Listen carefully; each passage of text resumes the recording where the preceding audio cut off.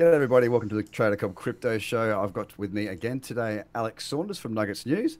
It's a pleasure to have you here, mate. Thanks for being here. How you going, Craig, or Trader Cobb? Yeah, good, mate, good. Just wanted to sort of cover on today's topic a little bit about some of the things that's popping up from China. We are seeing a bit more of a chat around that area, that part of the world at the moment. And look, we all know what happened last year when they did the ban on crypto and all that sort of thing. And the market fell, I think it was back to 3,000 and then onwards and upwards from there. We then saw kind of the new head of the People's Bank of China come in.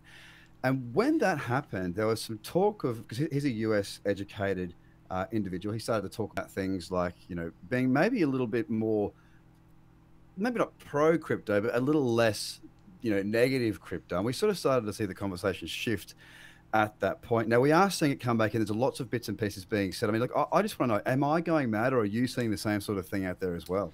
Yeah, there's some coins that have been better performers.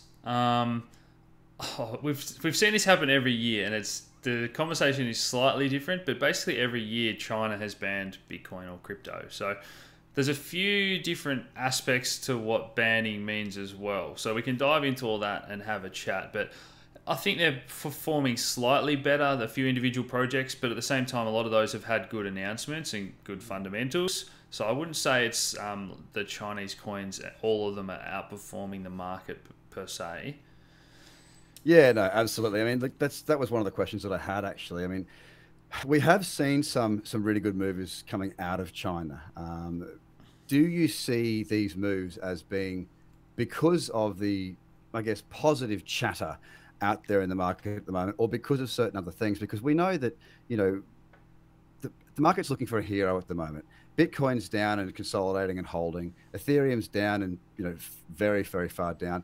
And what we've been seeing is a bit of a flight towards movement. So people are happy to be in crypto still, but they're Mm. trying to find places to put their money. Like if Bitcoin's not going to move and it's going to go down, they're like, well, hang on, what is moving? And this is where we're seeing some really nice trends coming in. Like, is it because of the chitter chatter because of China or around China, or is it more to do with the projects themselves? And it's just a coincidence. I think it's still fairly neutral, but there's maybe that glimmer of hope. But I think all the negativities had plenty of time to get priced in.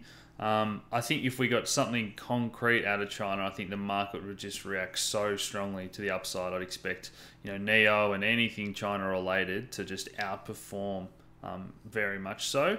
But I don't think China ever gonna, in the near future, I don't think they're going to give anything concrete. I think they're going to continue to come down on the bad projects and frauds and protect their citizens. But I think they'll let this go. And, after a few weeks or a few months, people will go, well, hold on, we haven't had anything more negative, and there's still these projects that are doing good things and it hasn't been stamped out as such. So it might be like, silence is golden sort of approach, rather than them come out and say, oh, hey, we've changed our mind, everything crypto is good to go again now.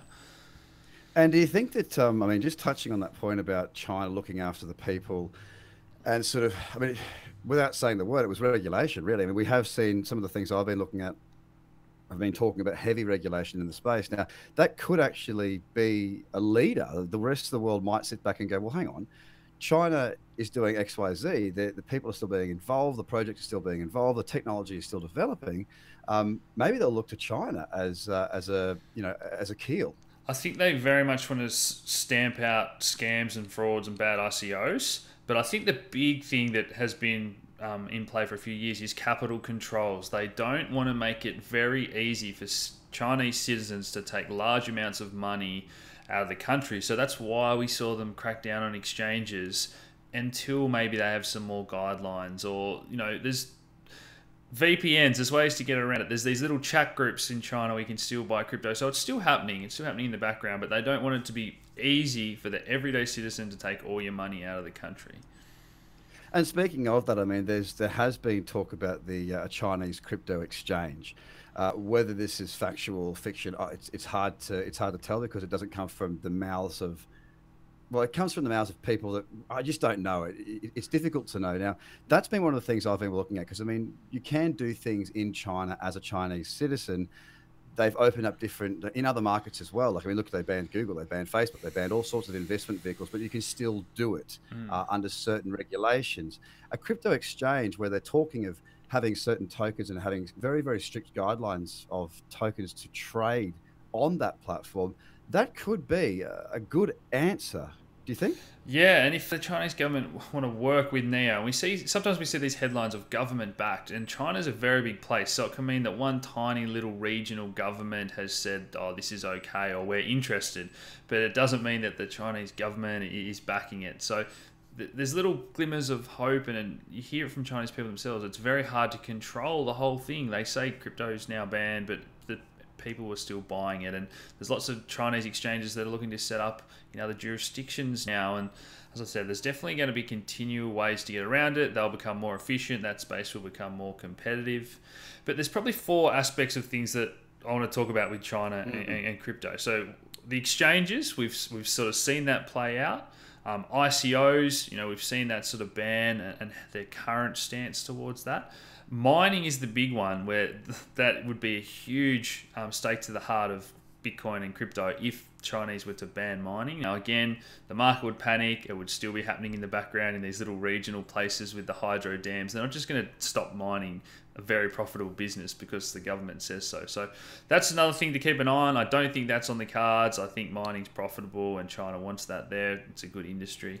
But blockchain technology is another thing again. So they ban crypto, they ban exchanges and ICOs, but there's so many projects that are doing interesting things in China that are currently have working models. So just because you're using blockchain technology, the government aren't looking to stamp that out. And that was similar to a conversation I had with David Martin from Power Ledger when the India stuff was happening. He's saying, look, we've got pilots in India, they're going really well. We're not worried at all. Just because we're using blockchain technology and the government says we're banning Bitcoin or crypto, they're two different things, I think.